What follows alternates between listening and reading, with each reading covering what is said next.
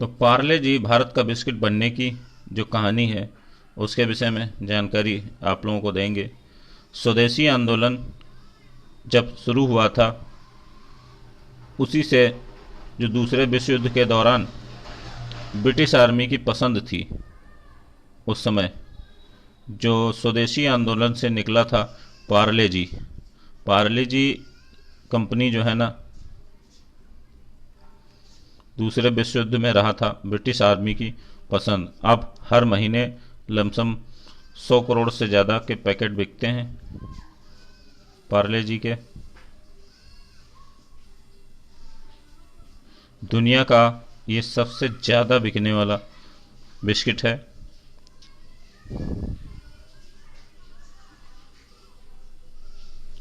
भारत में नुक्कड़ की दुकान से लेकर सुपरमार्ट तक में बिकता है पार्ले जी का पैकेट।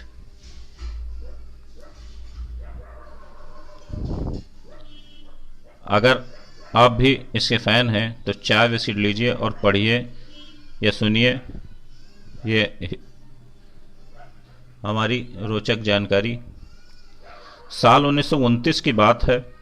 सिल्क व्यापारी मोहनलाल दयाल ने साल 1929 में सिल्क व्यापारी मोहनलाल दयाल ने मुंबई के विले पार्ले इलाके में एक पुरानी बंद पड़ी फैक्ट्री खरीदी।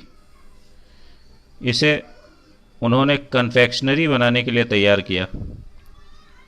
दरअसल मोहनलाल स्वदेशी आंदोलन से प्रभावित थे। स्वदेशी आंदोलन का मतलब जो विदेश से चीज़ें आती थीं, जो विदेश से मैन्युफैक्चरिंग होती थी कोई भी चीज़, तो उसको जो है ना स्वदेशी आंदोलन के जरिए विदेशियों की चीज़ों को बहिष्कार किया जाता था। स्वदेशी आंदोलन उसको कहते हैं। तो बहिष्कार करने के मामले में तो बहुत ज़्यादा प्रभावित थे मोहनलाल जी। मोहनलाल जी ने पुरानी दुकान में कन्फेक्शनरी बनाने के लिए दुकान को तैयार किया। दरअसल मोहनलाल स्वदेशी आंदोलन से इतने प्रभावित थे कि कुछ साल पहले वो जर्मनी गए और कन्फेक्शनरी बनाने की कला तक सीख ली। 1929 में ही वो कन्फेक्शनरी मेकिंग मशीन लेकर भारत वापस लौटे, जिसे उन्होंने जर्मनी में 60,000 रुपये में खरीदा था। परिवार के ही 12 लोगों के साथ शुरू किया था काम। फैक्ट्री में 12 लोगों के साथ काम की शुरुआत की। ये सभी मोहनलाल के ही परिवार के सदस्य थे, जो इंजीनियर, मैनेजर, कन्फेक्शनरी मेकर बन गए। कहते हैं कंपनी के मालिक अपने काम में इतने मशगूल थे कि कंपनी का नाम तक नहीं रखा। लिहाजा समय के साथ भारत के पहले कन्फेक्शनरी ब्रांड का नाम उसकी जगह के नाम पर पड़ा। यानी कि विले पार्ले में इन्होंने, मुंबई के विले पार्ले में इन्होंने काम की शुरुआत की और काम में इतना मशगूल हुए कि काम तो करते गए और मार्केट में माल बेचते गए, माल बनाते गए, बेचते गए। और लास्ट में उनसे जब इसके ब्रांड के विषय में पूछा गया या तो उन्होंने जिस जगह पे ये काम स्टार्ट किया था उसी जगह के नाम पे इसका ब्रांड का नाम रख दिया। दूसरे विश्व युद्ध में सेनाओं की पहली पसंद बना पार्ले बिस्किट। पार्ले ने फैक्ट्री शुरू होने के 10 साल बाद 1939 में बिस्किट बनाना शुरू किया। उस वक्त तक भारत में मिलने वाला बिस्किट बाहर से आयात किया जाता था, इसलिए महंगा होता था। इसे सिर्फ अमीर ही खरीद पाते थे। बाजार में United Biscuits, Huntley and Palmers, Britannia और ग्लाक्सो जैसे ब्रिटिश ब्रांड का कब्जा था। पार्ले ने अपने बिस्कुट को आम जनता के लिए सस्ती कीमत पर लॉन्च किया। भारत में बना, भारत की जनता के लिए, हर भारतीय को उपलब्ध बिस्किट जल्द ही आम जनता में लोकप्रिय हो गया। दूसरे विश्व युद्ध के दौरान ब्रिटिश इंडियन आर्मी में भी पार्ले बिस्किट की भारी डिमांड थी। आज़ादी के बाद ठप पड़ गया था बिस्किट का प्रोडक्शन। 1947 में भारत को आज़ादी मिली। उस साल पाकिस्तान विभाजन भी हुआ और अचानक देश में गेहूं की कमी आ गई। गेहूं की कमी आने के बाद पार्ले को अपने ग्लूको बिस्किट का उत्पादन रोकना पड़ा, क्योंकि गेहूं इसका मुख्य स्रोत होता है। इस संकट से उबरने के लिए पार्ले ने जौ से बने बिस्कुट बनाने शुरू कर दिए।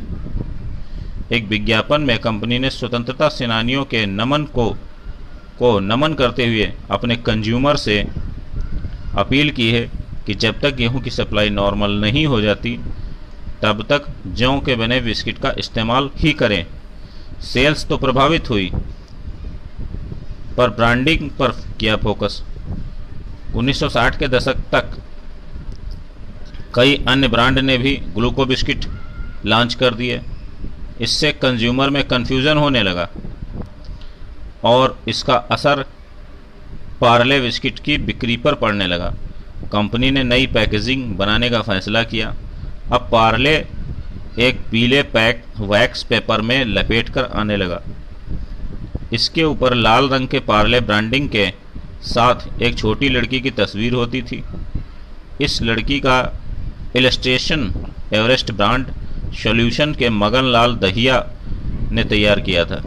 जब पार्ले ग्लूको बन गया पार्ले जी, नई ब्रांडिंग ने बच्चों और उनके माताओं को भले आकर्षित किया, लेकिन अन्य ग्लूकोज बिस्कुट से पार्ले कैसे अलग दिखे, ये समस्या जस की तसी थी। साल 1982 में पार्ले ग्लूको को पार्ले जी के रूप में ही रिपैकेज कर दिया गया।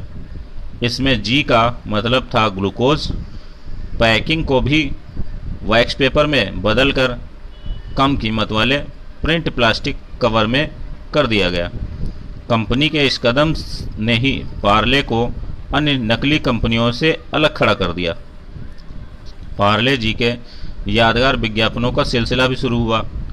ब्रांडिंग और रीपैकेजिंग के बाद पार्ले जी ने एक नया टीवी विज्ञापन बनाया, जिसमें एक मोटे दादाजी अपनी नाती पोतों के साथ कोरस में गाते हैं, स्वाद भरे शक्ति भरे पार्ले जी। 1998 में पार्ले जी को शक्तिमान के रूप में ब्रांड एंडोर्सर मिला, जो टीवी की दुनिया का देसी सुपर हीरो था। शक्तिमान की वजह से बच्चों में पार्ले जी के विज्ञापन काफ़ी लोकप्रिय हो गए। इसके बाद जी माने जीनियस, हिंदुस्तान की ताकत, रोको मत टोको मत जैसी टैगलाइंस ने पार्ले जी को हमेशा चर्चा में रखा। पार्ले जी ने अपने विज्ञापनों में सामाजिक संदेश और नॉस्टैल्जिया पर भी फोकस किया। जैसे 2013 में एक एड कैंपेन में पार्ले जी ने पेरेंट्स को अपने बच्चों को छूट देने की बात कही। टैगलाइन थी कल के जीनियस। हाल ही में लॉन्च हुआ था कैंपेन। वो पहली वाली बात में नॉस्टैल्जिया को जीवंत रखने की कोशिश की गई। 8 दशकों से पार्ले की सफलता का राज, पार्ले ने अपने मेन प्रोडक्ट को लो प्रॉफिट मार्जिन में ही रखा, यानी बड़े स्केल पर उत्पादन किया और बेहद कम मुनाफा कमाया। इससे लोगों को यह बाजार में उनकी अपेक्षा से ही सस्ता मिला। पार्ले जी बिस्किट ने जनता की सोच को समझते हुए कीमत बढ़ाने या ज़्यादा जोर नहीं दिया, बल्कि अपना मुनाफा बनाए रखने के लिए पैकेट का वजन घटा दिया। आज की डेट में आप पार्ले जी का बिस्किट का पैकेट खरीदते होंगे, जो पहले 10 रुपये का आता था, 5 रुपये का आता था, वो अब 10 रुपये का आ रहा है। यानी उसमें बिस्किट कम कर दिए और रेट वही रखा। बाजार से मुकाबला करने के लिए पार्ले ने अपने मेन प्रोडक्ट के अलावा क्रैक जैक, 2020 जैसे अन्य बिस्किट भी बनाए। मैंगो बाइट, पार्ले मेलोडी जैसी कैंडी बाजार में भी उतारी। आज पार्ले जी के पास देश भर में 130 से ज़्यादा फैक्ट्रियां हैं और लगभग 50 लाख रिटेल स्टोर हैं।